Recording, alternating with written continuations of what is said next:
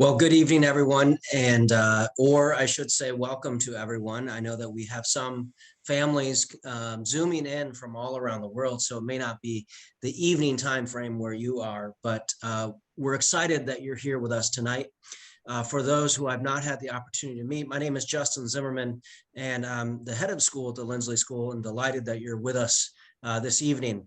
We chose to offer this virtual session tonight for a couple different reasons, but one of those being that we've learned through the pandemic how much more effective and efficient sometimes communication can be in this method or in this mode, so that people could hopefully zoom in from the comfort of their own homes or wherever they are this evening to learn a little bit more about the Linsly School. But we also wanted to discuss and address a topic that we know is so important and such a consideration for individuals and for families as they consider the education of their children or child, and potentially at the Linsly School or an independent school for that matter. But, you know, it's exciting. We are back in session. We started classes January 5th as the second semester, and things are rolling. We are on campus in person, and so far our January has gotten off to a great start. It's wonderful. It's been a great year to have kids back in the classroom full-time, working with teachers full-time. Of course, we're still taking lots of precautions and being careful, wearing masks, those types of things, but we feel like we're having a really good year thus far, and we're excited by the way things are starting out, at least this second semester. I wanted to offer, just by way of an introduction, just a comment or two about the school. You know, certainly in my position as head of school and working very, very closely with the Board of Trustees, I'm honored to be at an institution that for more than 200 years, this is our 208th academic year, but for more than 200 years, this school has taken cost very seriously and into consideration, I think, with just about every decision that this board, former head of schools, myself have had to consider as we operate very much as an independent school. As an independent school, we're free to make our own curricular decisions and decisions around what we do in many ways around education of kids. Our focus, our goal, and our mission is aligned as a college preparatory school. And so we're able to do things that we think other schools just simply can't do quite as well or nearly as effectively because of our independent nature. But because of that, we also obviously have to charge tuition, and a tuition that is reasonable and fair in order to be able to offer the experiences that we offer. Now, all of that comes, quite honestly, at a discount to families, but we also know and recognize that it's a sacrifice for every single family that decides to invest in an education like one that we provide here at the Linsly School.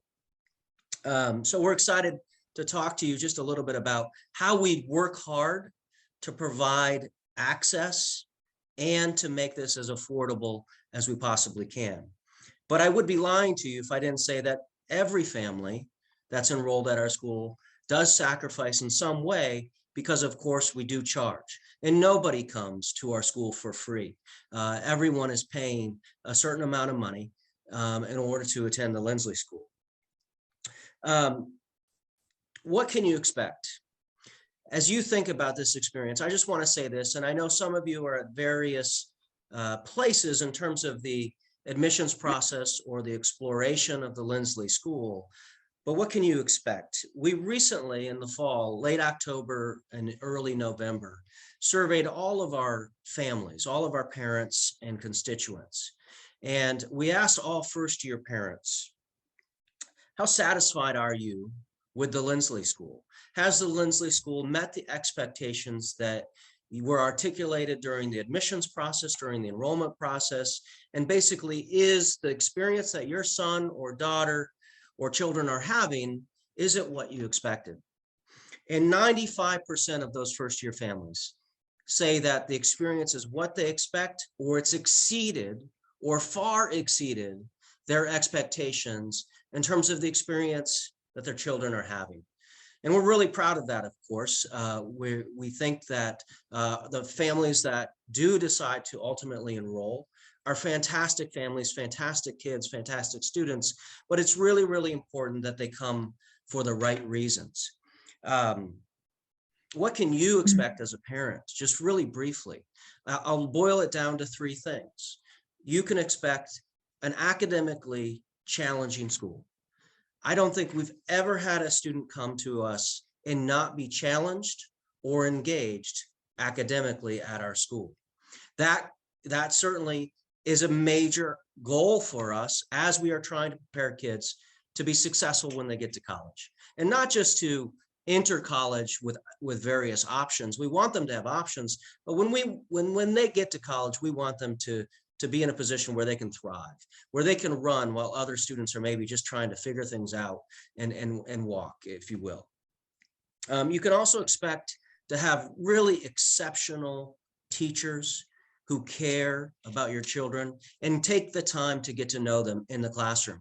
Because I tell teachers all the time, as I'm interviewing and as we're working with them, that the classroom learning process starts with a relationship. And so our classes are small. Our teachers take the time to get to know those students because we know that that's where the learning process begins.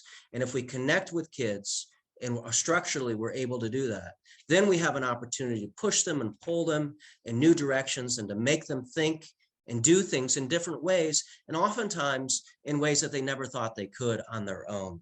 So exceptional, caring, and supportive teachers. And most importantly, or equally as important, they're going to learn in an environment that is positive, that is supportive, that's caring, but also safe and secure for them to feel comfortable and for them to be themselves within this environment, within our school community, whether they're a day student or a boarding student from all around the world. We create a safe structure for them to feel comfortable being themselves and to support one another. And we're really proud of the fact of the way that kids do that at our school.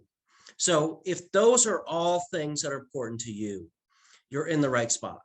You're in the right spot, and we want for you to listen, to learn, to think about how can we make this possible. And we want to talk a little bit about how we work hard to try to make that affordable.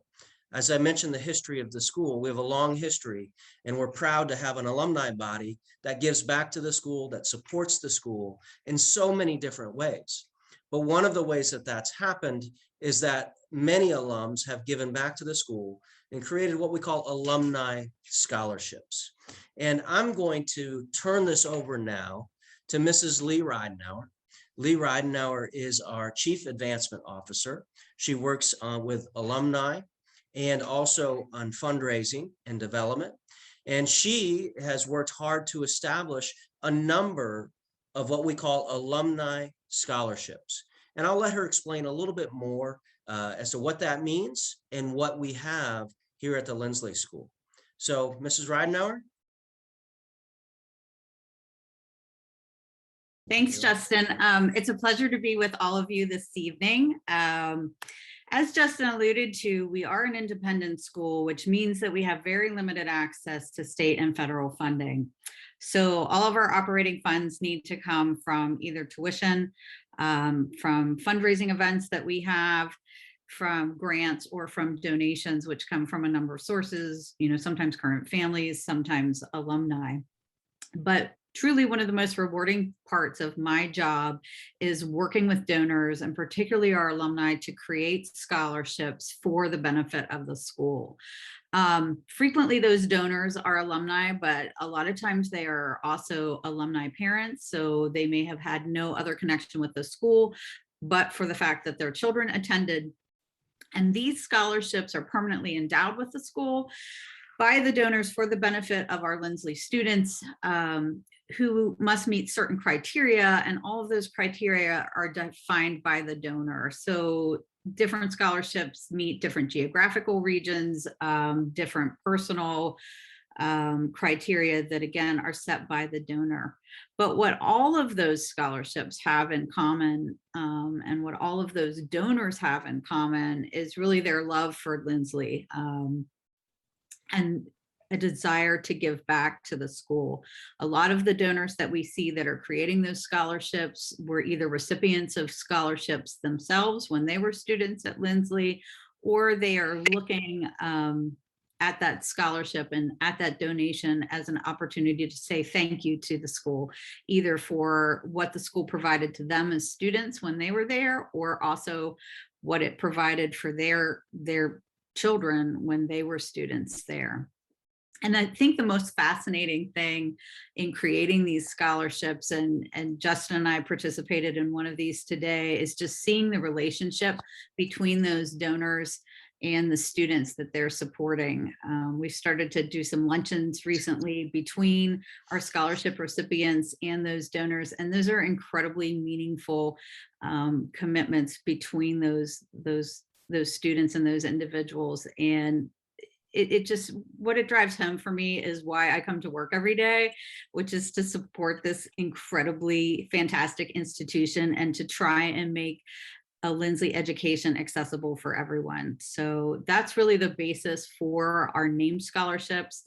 And I think RJ is now going to talk a little bit more about the nuts and bolts of how to apply for financial aid at the Linsly School. Everyone, thanks Lee, and thanks Justin for the introduction. It's great that all you can make it. I'm going to talk kind of down to the weeds, kind of a little bit of the steps. You know, what do you need to do? You know, how do you take advantage of this financial aid that's there, and the scholarships are there? So really, there's 3 ways to apply. There's, if you're a day student, we have the ISM FAST form that is on our website that you can complete. If you are a boarding student, or if you are a student looking at multiple independent schools that require a financial aid application, most schools will use school student and school services, the PFS that you can complete. We have a school code for that as well. We will accept that. And then if you are an international student, we have a international student aid form through SSS that we email to all of our international students to complete and submit.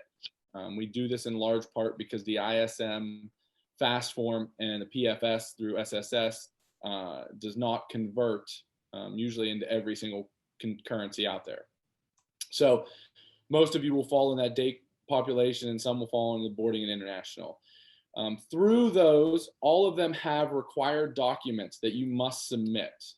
So anybody except for our international students, the PFS and the ISM FAST form is going to require taxes, W-2s, 1040s, and every single schedule that you have with it to verify the information that you put on these forms.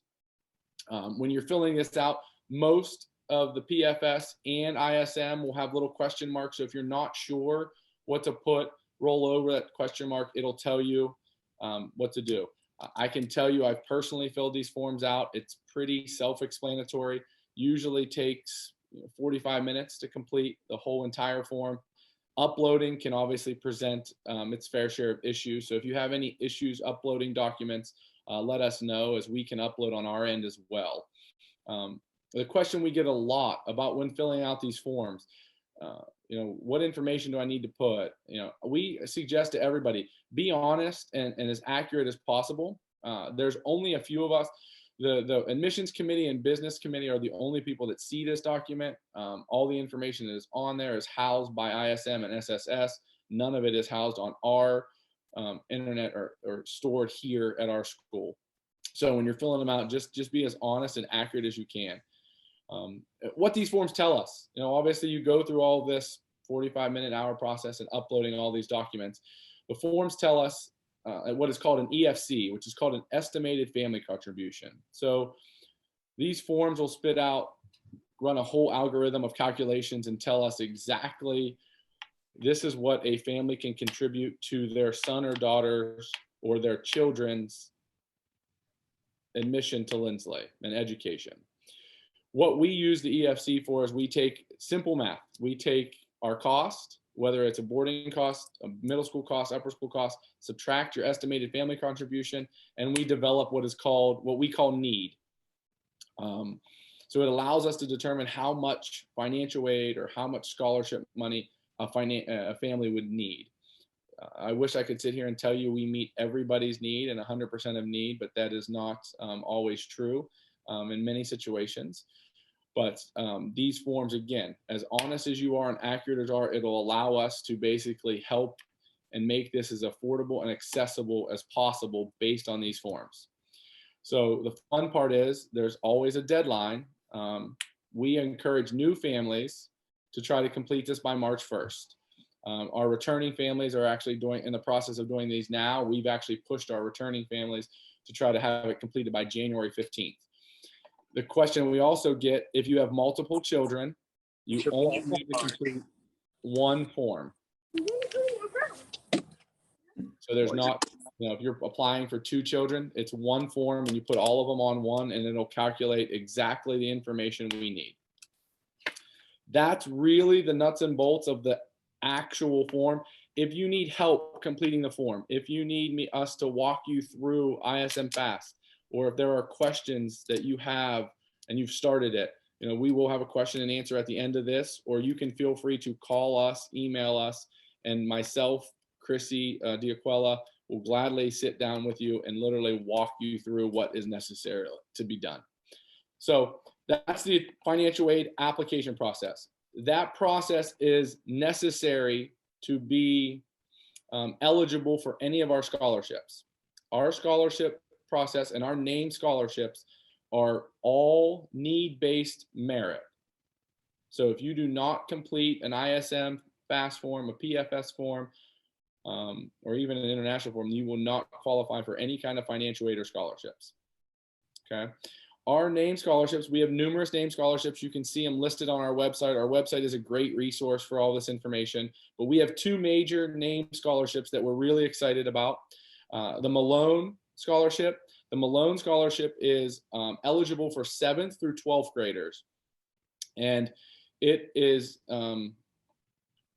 about a $2 million fund that was given to us probably back in 2012, a while ago. Every state has a Malone Scholarship, and we are fortunate to be the one in West Virginia that is able to award this.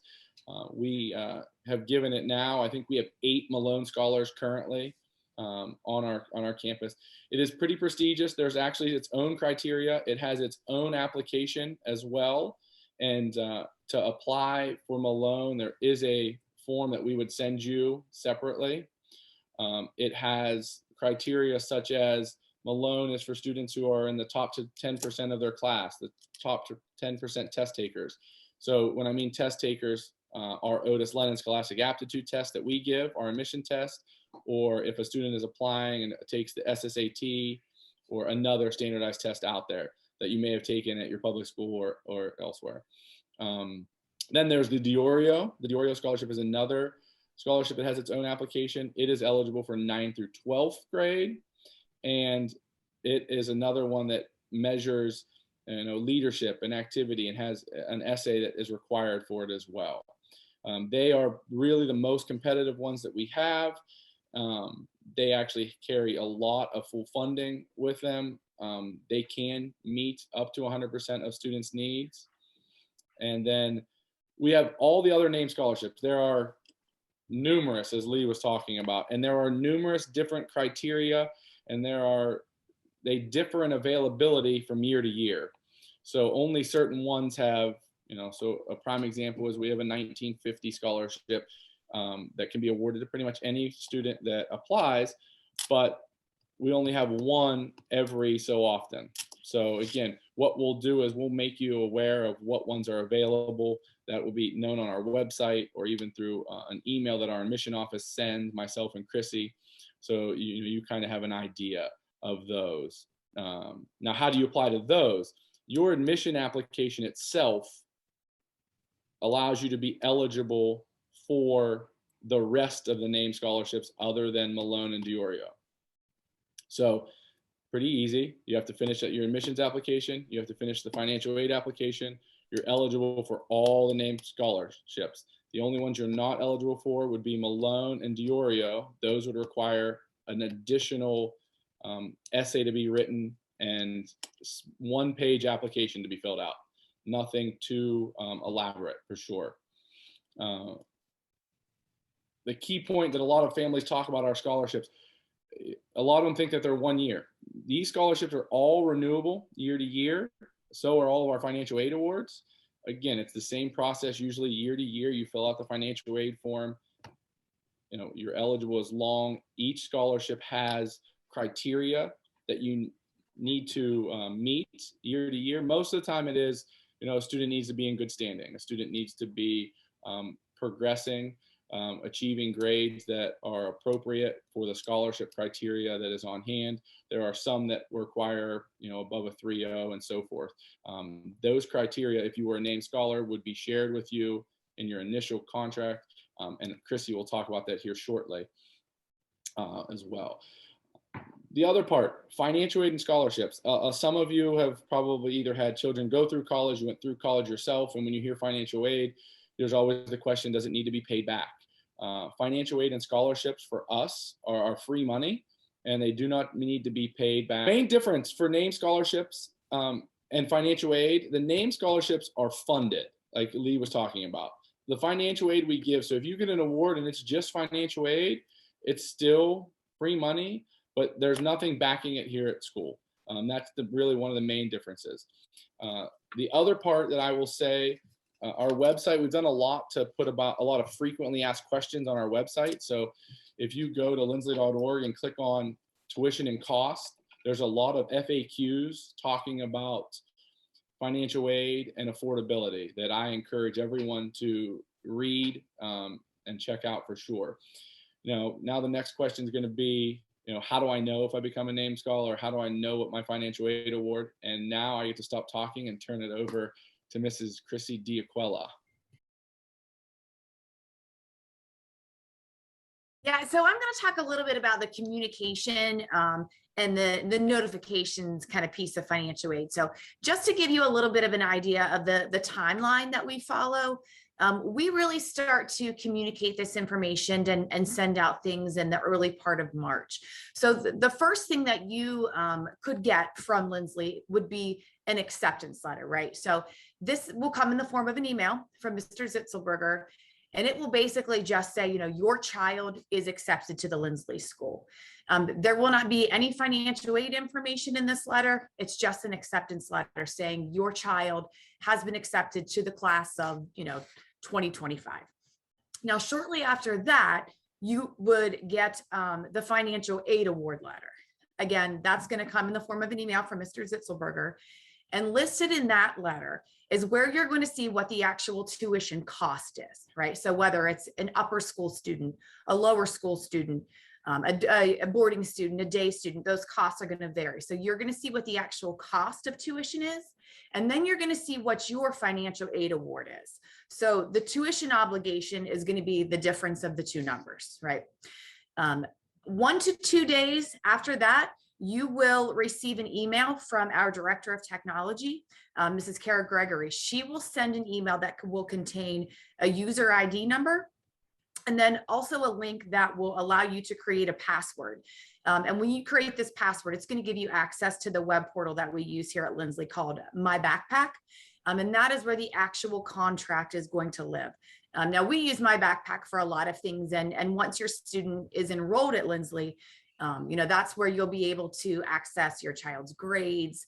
That's where you'll be able to see, comments from teachers. That's where you'll be able to view statements and pay bills. And there's a lot of things we do within that web portal. But the first thing is going to be able to access that contract.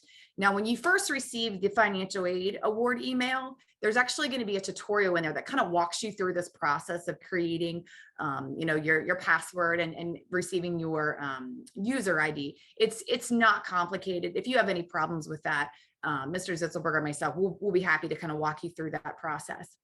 But that's where you're going to be able to access the actual contract. Now, once you access this contract, you will see if your child has received one of these named scholarships, you will be able to see that on the actual contract. That will be listed on there. Now, if your child has received one of the larger scholarships, such as the Malone or the Oreo, we will reach out to you before you even receive your financial aid award letter, most likely to tell you that your child has been awarded this scholarship. And just kind of go over some information and provide details about that. But once you have your contract, again, you're going to see what the tuition cost is for your child, what the actual cost to attend. You're going to see what the financial aid is that you have received from Linsly. Again, that's money that you do not need to pay back. And then you're going to see what your actual tuition obligation remains, what remains. There's also going to be on the contract what your options for payment are. Deposit information and deadlines are all going to be listed on that contract. You can sign the contract and you can submit the contract right there within that web portal. One last thing that I do want to note with the contracts and the financial aid award, if you have more than one child who you are applying for, if they've went through the admissions process, they've completed the application for admissions, and you have submitted financial aid applications for both children, when you receive those contracts, the amount of financial aid that you receive will be contingent on both of those children attending. So if you would decide, just one child is going to attend, that financial aid package could look a little bit different. So I know that's something that comes up every year, that we want to make sure that is contingent on all children who have applied for financial aid attending. Everyone has their unique circumstances and set of questions, and we're certainly always available to kind of sit down and go over your individual needs and to be able to answer any questions that you may have.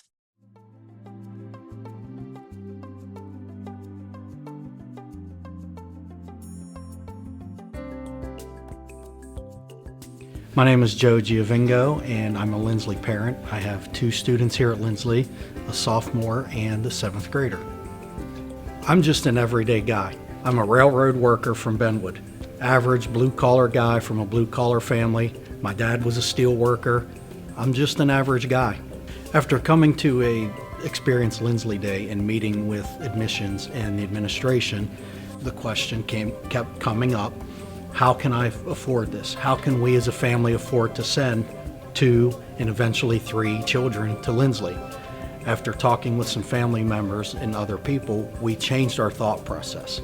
It was no longer, how can I afford this? It was, how can I afford not to send my children to Linsly?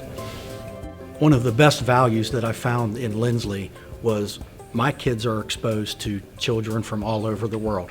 My daughter now has friends from every continent except Antarctica, and we find that amazing. And that's why the affordability really isn't even an issue anymore. It really prepares my kids for the future. If I had any advice to give parents, it's get rid of the preconceived notions of what Linsly is. Do your due diligence, visit Linsly, speak to the people in admissions, speak to the people in the administration, and see how they might be able to help you also. Linsly is a wonderful place where my kids have been afforded many, many opportunities that they wouldn't other places. And for that, I think that's priceless. No matter what the price is, it was just worth it for us to expose our kids to that.